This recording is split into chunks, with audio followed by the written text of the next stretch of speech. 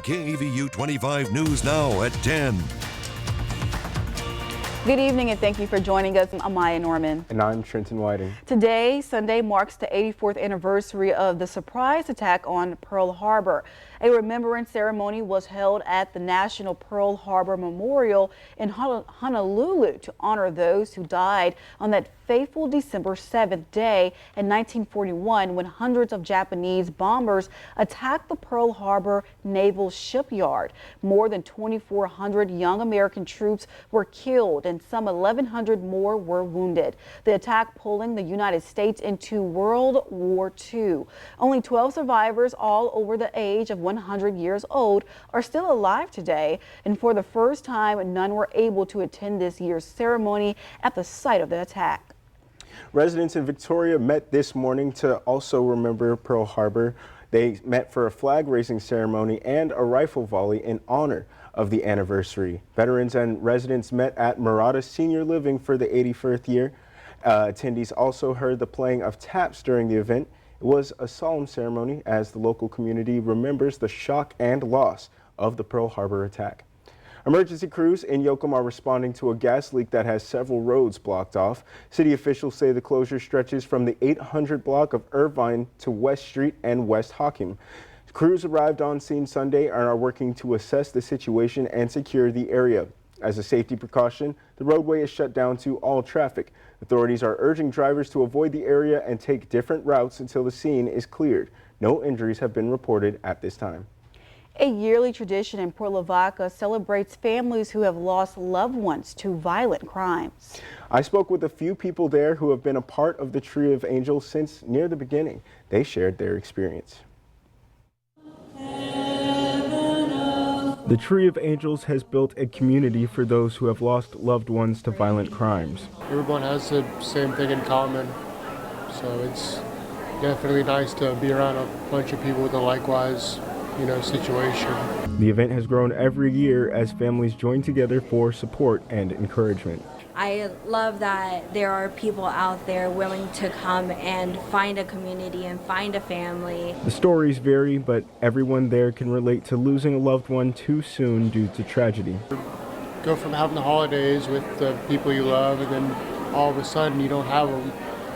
It's definitely takes a toll on your mental health. Every year, the event features a slideshow of the lost, a candlelight vigil at their picture, the singing of Silent Night, and the lighting of the Tree of Angels, featuring ornaments hung by the families remembering the lost. It means seeing my mom again.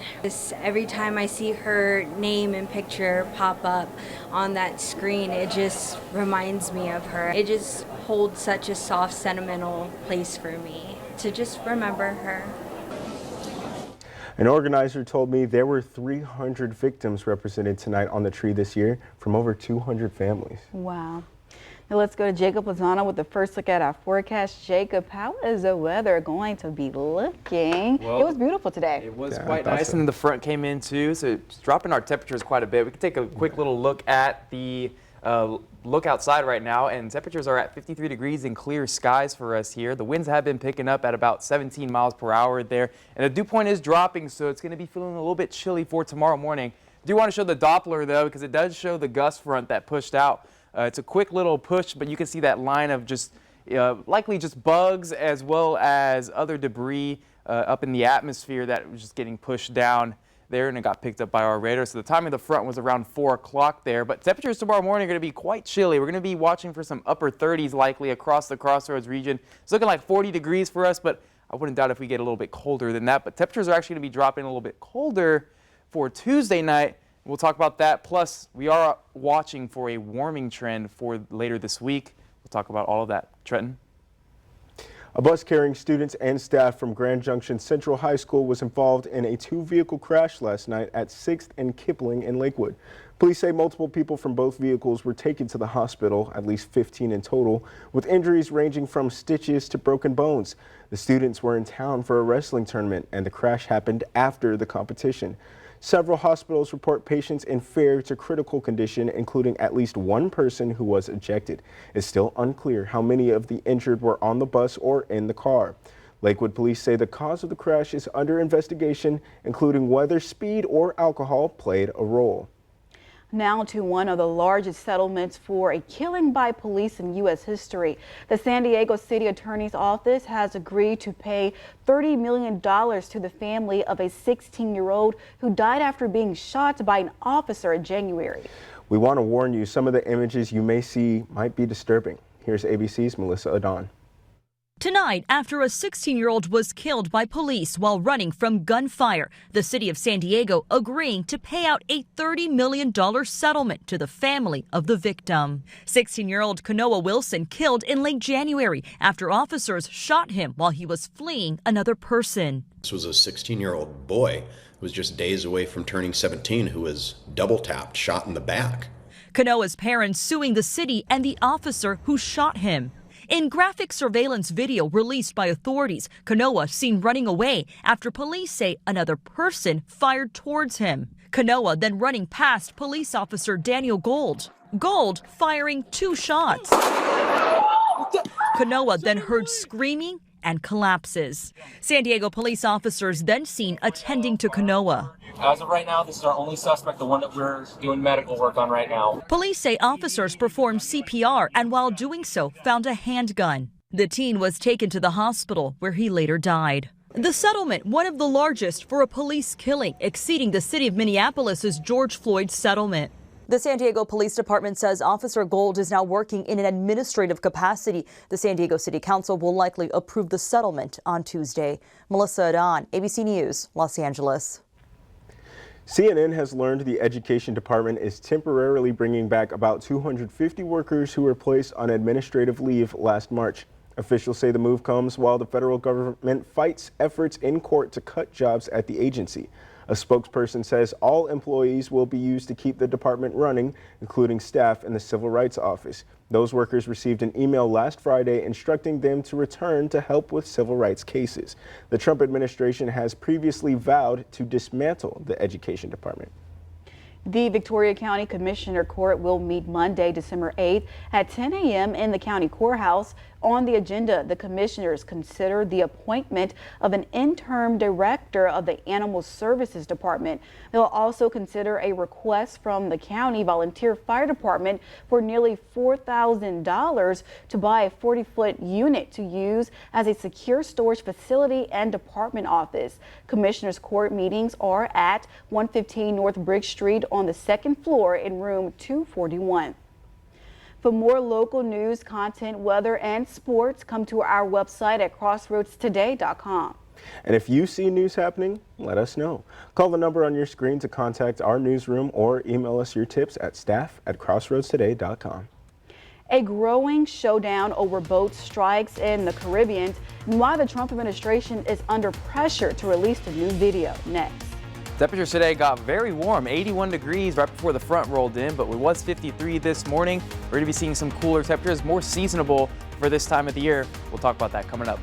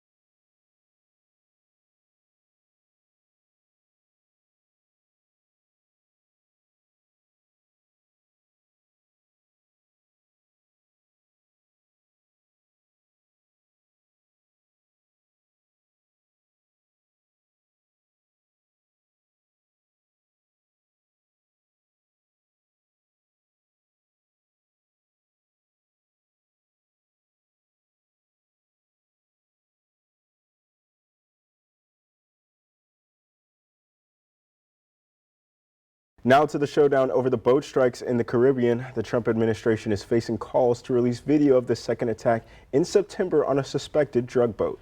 And President Trump has endorsed a move, but the Secretary of Defense say they're reviewing the process. Here's ABC senior White House correspondent Selena Wang. Tonight, growing pressure on the Trump administration to release the full video of that September 2nd attack on a suspected drug boat in the Caribbean Sea. This video was profoundly shaken, and I think it's important for Americans to see it. After the initial strike, the military fired more missiles, killing 2 survivors.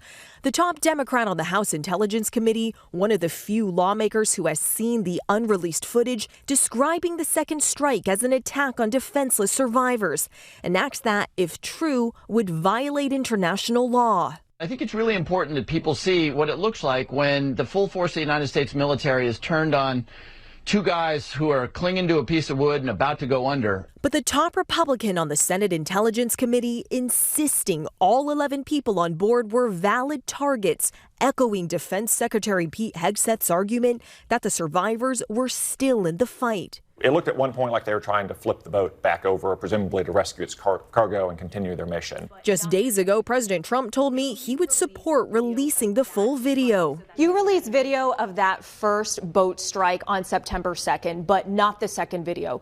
Will you release video of that strike so that the American people can see for themselves what happened? I don't know what they have, but whatever they have, we'd certainly release, no problem. But now Secretary Hegseth, non-committal. They're doing this right now, so whatever we were to decide to release, we'd have to be very responsible about. So we're reviewing that right now. And the concerns go far beyond just this operation. Some question whether the campaign is even legal. Since September, the U.S. has hit more than 20 suspected drug boats, killing more than 80 people. But the administration has yet to provide any public evidence that those who were killed were actually smuggling drugs. Selena Wang, ABC News, the White House. New information is shedding light on the Trump administration immigration crackdown.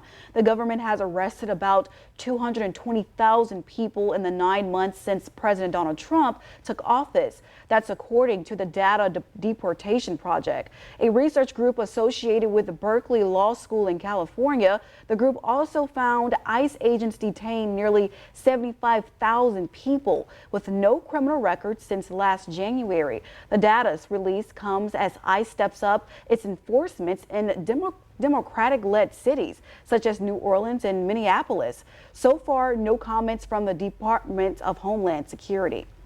Overseas now to Russia unleashing hundreds of drone strikes against Ukraine. Ukrainian officials say the strikes targeted the infrastructure which keeps their everyday life going. This as talks to end the war wrapped up today in Miami. ABC's Britt Clennett reports tonight from Ukraine. Tonight, the massive attacks Russia unleashed on Ukraine over the weekend, killing 2 people. Russia ramping up its attacks on Ukraine's infrastructure across the country, trying to cripple its energy supply. More than 1,600 drones and 1,400 missiles fired at Ukraine this week. This railway hub in central Ukraine targeted, causing water and power outages just 24 hours after this train depot was struck just outside of Kyiv. You can see where the station has been hollowed out by the impact. Firefighters clearing through the bits of twisted rubble, working through the building, which is still smouldering. The strikes coinciding with peace talks between the US and Ukraine in Miami that wrapped up this weekend. Zelensky on Saturday describing a phone call with US Special Envoy Steve Witkoff and Jared Kushner as substantive and constructive. That's after peace talks in Moscow earlier this week failed to yield a breakthrough. President Zelensky also said he agreed on the next steps in that phone call with Witkoff and Kushner without offering any details. Now he'll travel to London for talks with European leaders on how to pressure the Kremlin to end the war. Britt Clennett, ABC News, Kyiv. Headlines in Texas politics this weekend as Representative Jasmine Crockett decides whether to seek re-election to the U.S. House or make a surprise run for the Senate. Crockett is prepared for both choices. She even wrote 2 checks and will use one right after she makes her announcement on Monday.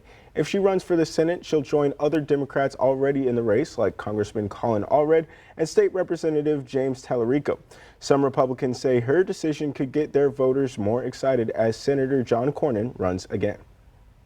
Experience our digital streaming service, Crossroads Today Plus. Stream our daily newscasts and much more using your connected TV. Just download Crossroads Today Plus on your Roku, Amazon Fire TV, Apple TV, or Android TV. Search Crossroads Today Plus. Well, our frontal system has passed and temperatures are dropping. We'll talk about the change in weather for this week coming up.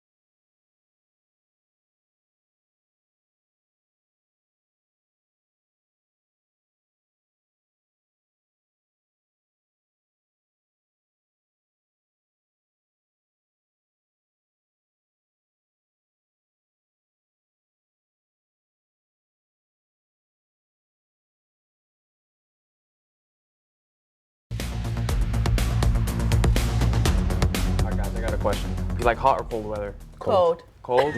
Jinx. Both cold. Well, it's going to be cold, and then it's going to get hot later within the week. If you take a look at the graphic right now, we have our front that had pushed down south there. Temperatures are dropping here. We're at 54 degrees, and the northerly winds are really picking up here. We got gusts at about 20 to 25 mile per hour winds, but this is going to last for only a couple days here within the cold temperature-wise. I'm saying cold because temperatures will be in the low to upper 30s, so low 40s, upper 30s, mid to upper 30s here for Tuesday morning, and then temperatures slightly start to rise. I think it's more of a light jacket type of weather when we get to Thursday and Friday in the 50s. But the high temperatures, this is why I'm saying it's going to be a bit warm. We were at 81 today. We are likely going to be seeing the 80s once again here Wednesday, Thursday. Thursday could be near record breaking as the record, I believe, is at 85 degrees for that.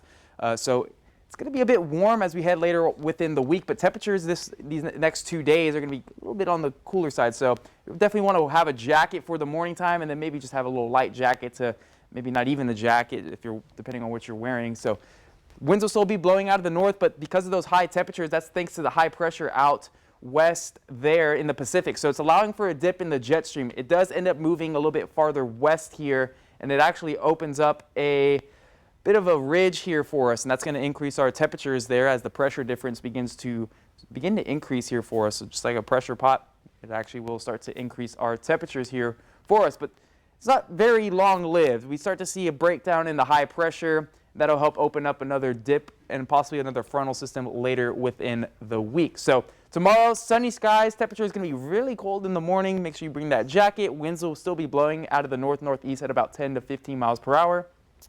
And then we'll get up to the mid to low 60s there. Wind still blowing out of the north, so we'll still continue with that drier air, as well as Quora are going to be seeing those same conditions with the sunny skies. So in my opinion, it'll be a great day.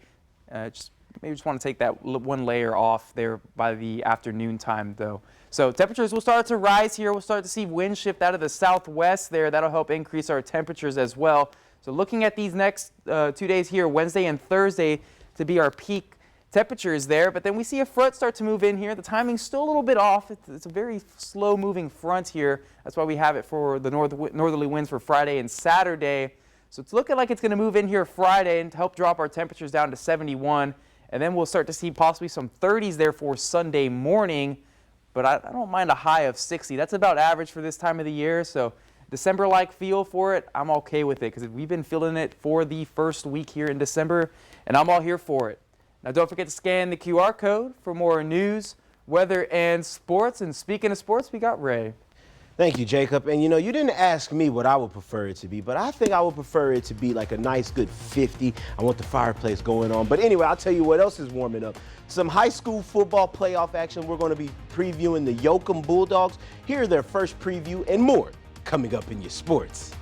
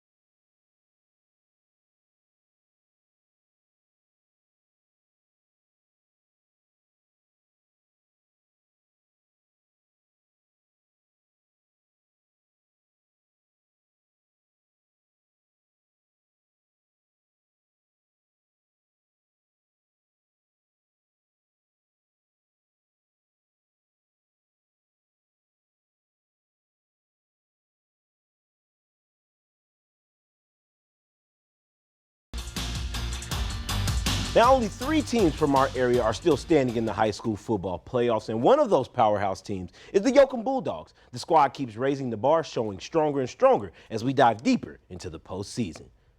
Their latest playoff battle was against the tough Columbus Cardinals, who came out as favorites, but the Yoakum Bulldogs weren't having it. They fought hard and came with an impressive 20-14 victory. Now get ready for this Friday. Yoakum squares off against the fierce Llano Yellow Jackets in Pflugerville. Llano has already beat 2 of our very own Crossroads team in Edna and Goliad. So we know this game is going to be one for the books. And in some more basketball tournament coverage, it's time to spotlight our St. Joseph Flyers. They finished first in the Nordheim tournament, showcasing some outstanding performers. Nick Bladeo took home the all-tournament MVP honors, while Curry Elkins and Charlie Stefka earned spots on the all-tournament team. The St. Joseph Flyers are riding a big wave of momentum early in the basketball season. Tomorrow at 6:15 p.m., the Flyers will host another Crossroads team in the Bloomington Bobcats, promising an exciting showdown, so stay tuned and cheer on the Flyers as they continue their winning streak. And staying on the subject of St. Joseph High School, the Lady Flyers hosted their own tournament this past weekend at the Flyer Dome, finishing second in the silver bracket after a hard-fought win over Giddings, currently holding a 3-3 record. The Lady Flyers will face against Providence Catholic this Thursday at 6 p.m. Stay tuned as they continue their battle on the court.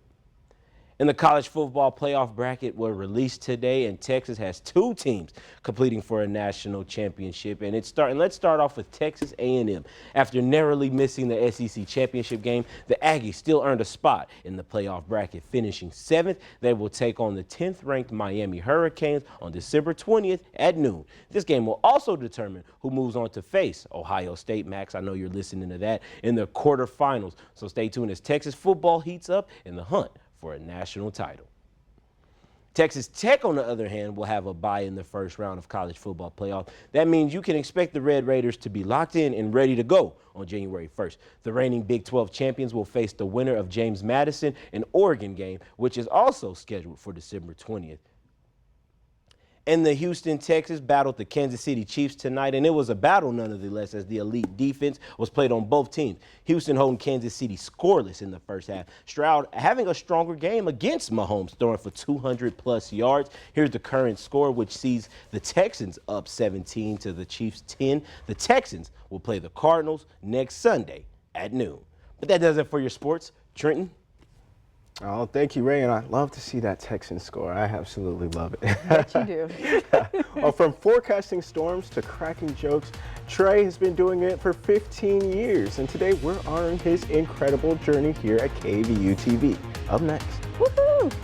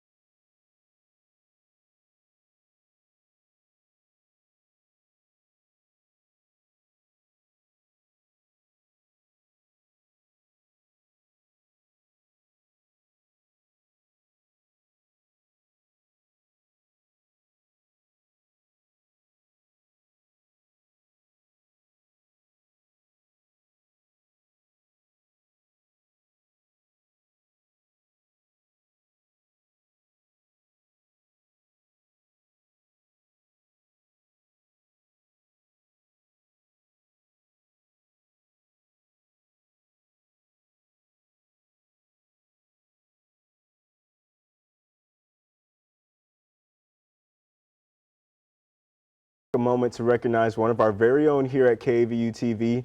15 years, that's how long T-Money has been informing, guiding, and connecting with viewers across the crossroads. Trey is celebrating a major milestone here, and today the newsroom is honoring the man who wears about just every hat, from delivering accurate forecasts to stepping in as a reporter, meteorologist, and an all-around newsroom MVP.